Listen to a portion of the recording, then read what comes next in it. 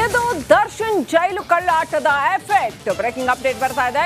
ಎಲ್ಲಾ ಜಿಲ್ಲೆಗಳಲ್ಲೂ ಜೈಲು ಅಕ್ರಮಗಳಿಗೆ ಬ್ರೇಕ್ ಹಾಕಲಾಗ್ತಾ ಇದೆ. ತಂಬಾಕು ಇಲ್ಲದೆ ಖೈದಿಗಳು ಕಂಗಾಲಾಗಿದ್ದಾರೆ.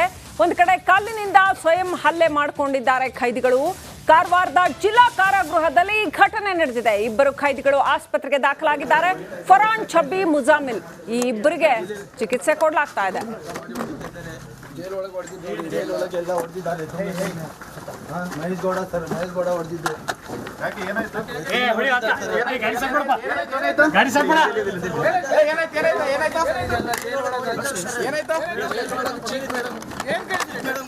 ಬೆಂಗಳೂರಿನ ಪರಪ್ಪನ ಅಗ್ರಹಾರದಲ್ಲಿ ನಟ ದರ್ಶನ್ಗೆ ವಿಲಾಸಿ ಜೀವನ ನಡೆಸಿದ ಹಿನ್ನೆಲೆಯಲ್ಲಿ ಅಲ್ಲಿನ ಜೈಲು ಸಿಬ್ಬಂದಿಗಳಿಗೆ ಸರ್ಕಾರ ಅಮಾನತ್ ಮಾಡಿದ ಹಿನ್ನೆಲೆಯಲ್ಲಿ ಮತ್ತು ಬೇರೆ ಬೇರೆ ರಾಜ್ಯದ ಬೇರೆ ಬೇರೆ ಜಿಲ್ಲೆಗಳಲ್ಲೂ ಕೂಡ ತುಂಬ ಕ್ರಮಗಳನ್ನು ಕೈಗೊಂಡಿದ್ದಾರೆ. ಉತ್ತರ ಕನ್ನಡ ಜಿಲ್ಲೆ ಕಾರವಾರದಲ್ಲೂ ಕೂಡ ಕೇಂದ್ರ ಅಂದರೆ ಜಿಲ್ಲಾ ಕಾರಾಗೃಹದಲ್ಲೂ ಕೂಡ ತುಂಬ ಬಂದೋಬಸ್ತನ್ನು ಕೈಗೊಂಡಿರುವಂಥದ್ದು ನೋಡ್ತಾ ಇರ್ಬೋದು. ಇವತ್ತು ಬೆಳವಣಿಗೆ ಹಿನ್ನೆಲೆಯಲ್ಲಿ ಇವತ್ತು ಜೈಲಿನೊಳಗಿರುವ ಇಬ್ಬರು ಕೈದಿಗಳಿಗೆ ಹಲ್ಲೆ ಆಗಿರುವಂಥದ್ದು, ಅಂದರೆ ಸ್ವಯಂವಾಗಿ ಅವರೇ ಕಲ್ಲಿನಿಂದ ಚಚ್ಚಿಕೊಂಡಿದ್ದಾರೆಂಬ ಮಾತು ಕೂಡ ಕೇಳಿ ಬಂದಿದೆ. ಈ ಹಿನ್ನೆಲೆಯಲ್ಲಿ ನೋಡ್ತಾ ಇರ್ಬೋದು ಯಾವ ರೀತಿಯಾಗಿ ಕಾರವಾರದ ಜಿಲ್ಲಾ ಕಾರಾಗೃಹದ ಎದುರು ಸಾಕಷ್ಟು ಸಂಖ್ಯೆಯಲ್ಲಿ ಪೊಲೀಸ್ ಬಂದೋಬಸ್ತನ್ನು ಕೂಡ ಮಾಡಿಕೊಂಡಿರುವಂಥದ್ದು.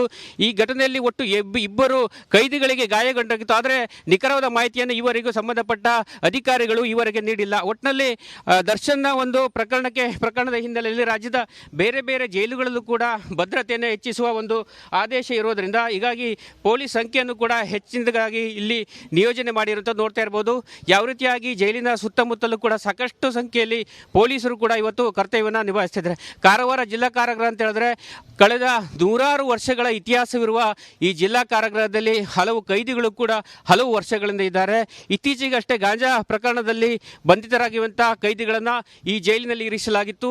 ಆ ಕೈದಿಗಳಿಂದಲೇ ಸ್ವಯಂ ಅಂದರೆ ಕಲ್ಲಿನಿಂದ ತಾವೇ ಸ್ವಯಂವಾಗಿ ಹಲ್ಲೆ ಮಾಡಿಕೊಂಡಿದ್ದಾರೆಂಬ ಮಾಹಿತಿ ಕೂಡ ನಮಗೆ ಲಭ್ಯವಾಗಿದೆ. ಆದರೆ ನಿಖರವಾಗಿ ಅಧಿಕಾರಿಗಳು ಯಾವ ರೀತಿಯಾಗಿ ಮಾಹಿತಿ ನೀಡ್ತಾರೆ, ಪ್ರಕರಣ ಏನು ಎಂಬುದರ ಬಗ್ಗೆ ನಾವು ಇನ್ನಷ್ಟೇ ತಿಳ್ಕೊಳ್ಬೇಕಿದೆ. ಒಟ್ಟಿನಲ್ಲಿ ಹೊರಗಡೆ ಬಂದಂಥ ಕೈದಿಗಳು ಕೂಡ ಆಸ್ಪತ್ರೆಗೆ ಸಾಗಿಸುವ ಸಂದರ್ಭದಲ್ಲಿ ಮಾಹಿತಿ ನೀಡಿದೆ ಅಂತ ಹೇಳಿದ್ರೆ ತಮ್ಮ ಮೇಲೆ ಹಲ್ಲೆ ಮಾಡಿದ್ದಾರೆ ಎಂಬ ಆರೋಪವನ್ನು ಮಾಡಿದ್ದಾರೆ. ಆದರೆ ಅಧಿಕಾರಿಗಳು ಇದಕ್ಕೆ ಸ್ಪಷ್ಟನೆ ನೀಡಬೇಕು. ಯಾಕಂತ ಹೇಳಿದ್ರೆ ಕೈದಿಗಳೇ ಸ್ವಯಂವಾಗಿ ಹಲ್ಲೆ ಮಾಡಿಕೊಂಡಿದ್ರ ಅಥವಾ ಜೈಲಿನಲ್ಲಿ ಕೈದಿಗಳು ಹೊಡೆದಾಡಿಕೊಂಡಿದ್ರ ಅಥವಾ ಅಧಿಕಾರಿಗಳಿಂದ ಸಿಬ್ಬಂದಿಗಳಿಂದ ಏನಾದರೂ ತೊಂದರೆ ಆಗಿತ್ತಾ ಎಂಬುದನ್ನು ಅಧಿಕಾರಿಗಳೇ ಸ್ಪಷ್ಟಪಡಿಸಬೇಕಾಗಿದೆ. ಕ್ಯಾಮ್ರಾ ಪರ್ಸನ್ ಕಿಶನ್ ಗುರು ಜೊತೆ ನಾನು ಶೇಷಗಿರಿ ಮುಂಡಳ್ಳಿ, ರಿಪಬ್ಲಿಕ್ ಕನ್ನಡ, ಕಾರವಾರ. ಇದು ದರ್ಶನ್ ಜೈಲು ಕಳ್ಳಾಟದ ಎಫೆಕ್ಟ್. ಬ್ರೇಕಿಂಗ್ ಅಪ್ಡೇಟ್ ಬರ್ತಾ ಇದೆ. ಎಲ್ಲಾ ಜಿಲ್ಲೆಗಳಲ್ಲೂ ಜೈಲು ಅಕ್ರಮಗಳಿಗೆ ಬ್ರೇಕ್ ಹಾಕಲಾಗ್ತಾ ಇದೆ. ತಂಬಾಕು ಇಲ್ಲದೆ ಖೈದಿಗಳು ಕಂಗಾಲಾಗಿದ್ದಾರೆ. ಒಂದು ಕಡೆ ಕಲ್ಲಿನಿಂದ ಸ್ವಯಂ ಹಲ್ಲೆ ಮಾಡಿಕೊಂಡಿದ್ದಾರೆ ಖೈದಿಗಳು. ಕಾರವಾರದ ಜಿಲ್ಲಾ ಕಾರಾಗೃಹದಲ್ಲಿ ಘಟನೆ ನಡೆದಿದೆ. ಇಬ್ಬರು ಖೈದಿಗಳು ಆಸ್ಪತ್ರೆಗೆ ದಾಖಲಾಗಿದ್ದಾರೆ. ಫರಾನ್ ಛಬ್ಬಿ ಮುಜಾಮಿಲ್ ಈ ಇಬ್ಬರಿಗೆ ಚಿಕಿತ್ಸೆ ಕೊಡಲಾಗ್ತಾ ಇದೆ.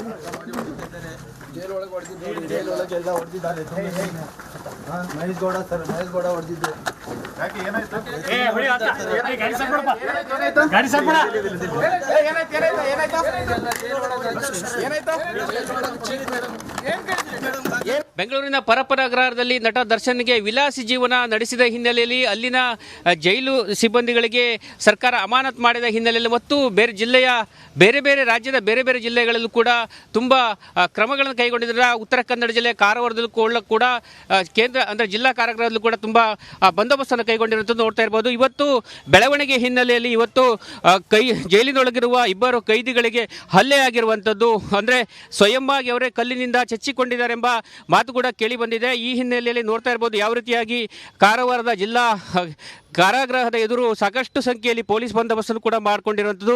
ಈ ಘಟನೆಯಲ್ಲಿ ಒಟ್ಟು ಇಬ್ಬರು ಕೈದಿಗಳಿಗೆ ಗಾಯಗೊಂಡಿತ್ತು. ಆದರೆ ನಿಖರವಾದ ಮಾಹಿತಿಯನ್ನು ಈವರೆಗೂ ಸಂಬಂಧಪಟ್ಟ ಅಧಿಕಾರಿಗಳು ಈವರೆಗೆ ನೀಡಿಲ್ಲ. ಒಟ್ಟಿನಲ್ಲಿ ದರ್ಶನ್ನ ಒಂದು ಪ್ರಕರಣದ ಹಿನ್ನೆಲೆಯಲ್ಲಿ ರಾಜ್ಯದ ಬೇರೆ ಬೇರೆ ಜೈಲುಗಳಲ್ಲೂ ಕೂಡ ಭದ್ರತೆಯನ್ನು ಹೆಚ್ಚಿಸುವ ಒಂದು ಆದೇಶ ಇರೋದರಿಂದ ಹೀಗಾಗಿ ಪೊಲೀಸ್ ಸಂಖ್ಯೆಯನ್ನು ಕೂಡ ಹೆಚ್ಚಿನದಾಗಿ ಇಲ್ಲಿ ನಿಯೋಜನೆ ಮಾಡಿರುವಂಥದ್ದು ನೋಡ್ತಾ ಇರ್ಬೋದು.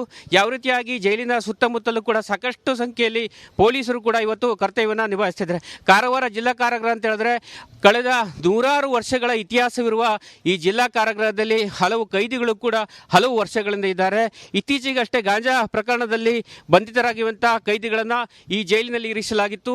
ಆ ಕೈದಿಗಳಿಂದಲೇ ಸ್ವಯಂ ಅಂದರೆ ಕಲ್ಲಿನಿಂದ ತಾವೇ ಸ್ವಯಂ ಆಗಿ ಹಲ್ಲೆ ಮಾಡಿಕೊಂಡಿದ್ದಾರೆಂಬ ಮಾಹಿತಿ ಕೂಡ ನಮಗೆ ಲಭ್ಯವಾಗಿದೆ. ಆದರೆ ನಿಖರವಾಗಿ ಅಧಿಕಾರಿಗಳು ಯಾವ ರೀತಿಯಾಗಿ ಮಾಹಿತಿ ನೀಡ್ತಾರೆ, ಪ್ರಕರಣ ಏನು ಎಂಬುದರ ಬಗ್ಗೆ ನಾವು ಇನ್ನಷ್ಟೇ ತಿಳ್ಕೊಳ್ಬೇಕಿದೆ. ಒಟ್ಟಿನಲ್ಲಿ ಹೊರಗಡೆ ಬಂದಂಥ ಕೈದಿಗಳು ಕೂಡ ಆಸ್ಪತ್ರೆಗೆ ಸಾಗಿಸುವ ಸಂದರ್ಭದಲ್ಲಿ ಮಾಹಿತಿ ನೀಡಿದೆ ಅಂತ ಹೇಳಿದ್ರೆ ತಮ್ಮ ಮೇಲೆ ಹಲ್ಲೆ ಮಾಡಿದ್ದಾರೆ ಎಂಬ ಆರೋಪವನ್ನು ಮಾಡಿದ್ದಾರೆ. ಆದರೆ ಅಧಿಕಾರಿಗಳು ಇದಕ್ಕೆ ಸ್ಪಷ್ಟನೆ ನೀಡಬೇಕು. ಯಾಕಂತ ಹೇಳಿದ್ರೆ ಕೈದಿಗಳೇ ಸ್ವಯಂ ಆಗಿ ಹಲ್ಲೆ ಮಾಡಿಕೊಂಡಿದ್ರ ಅಥವಾ ಜೈಲಿನಲ್ಲಿ ಕೈದಿಗಳು ಹೊಡೆದಾಡಿಕೊಂಡಿದ್ರ ಅಥವಾ ಅಧಿಕಾರಿಗಳಿಂದ ಸಿಬ್ಬಂದಿಗಳಿಂದ ಏನಾದರೂ ತೊಂದರೆ ಆಗಿತ್ತಾ ಎಂಬುದನ್ನು ಅಧಿಕಾರಿಗಳೇ ಸ್ಪಷ್ಟಪಡಿಸಬೇಕಾಗಿದೆ. ಕ್ಯಾಮ್ರಾ ಪರ್ಸನ್ ಕಿಶನ್ ಗುರು ಜೊತೆ ನಾನು ಶೇಷಗಿರಿ ಮುಂಡಳ್ಳಿ, ರಿಪಬ್ಲಿಕ್ ಕನ್ನಡ, ಕಾರವಾರ.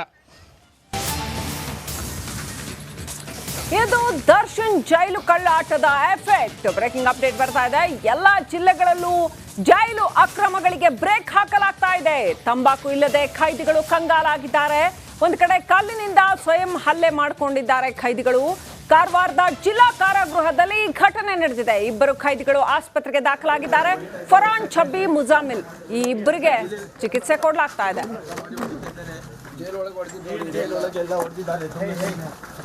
ಮಹೇಶ್ ಗೌಡ ಹೊಡೆದಿದ್ದೆ.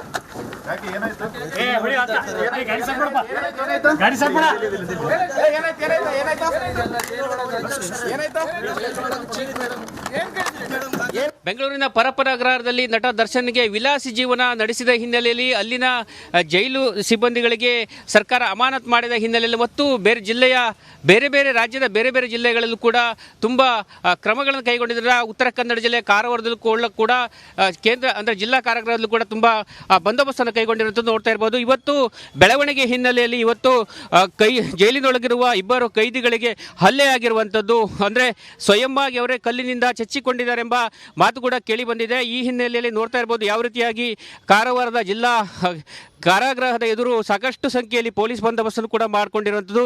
ಈ ಘಟನೆಯಲ್ಲಿ ಒಟ್ಟು ಇಬ್ಬರು ಕೈದಿಗಳಿಗೆ ಗಾಯಗೊಂಡಾಗಿತ್ತು. ಆದರೆ ನಿಖರವಾದ ಮಾಹಿತಿಯನ್ನು ಈವರೆಗೂ ಸಂಬಂಧಪಟ್ಟ ಅಧಿಕಾರಿಗಳು ಈವರೆಗೆ ನೀಡಿಲ್ಲ. ಒಟ್ಟಿನಲ್ಲಿ ದರ್ಶನ್ನ ಒಂದು ಪ್ರಕರಣದ ಹಿನ್ನೆಲೆಯಲ್ಲಿ ರಾಜ್ಯದ ಬೇರೆ ಬೇರೆ ಜೈಲುಗಳಲ್ಲೂ ಕೂಡ ಭದ್ರತೆಯನ್ನು ಹೆಚ್ಚಿಸುವ ಒಂದು ಆದೇಶ ಇರೋದರಿಂದ ಹೀಗಾಗಿ ಪೊಲೀಸ್ ಸಂಖ್ಯೆಯನ್ನು ಕೂಡ ಹೆಚ್ಚಿನದಾಗಿ ಇಲ್ಲಿ ನಿಯೋಜನೆ ಮಾಡಿರುವಂಥದ್ದು ನೋಡ್ತಾ ಇರ್ಬೋದು.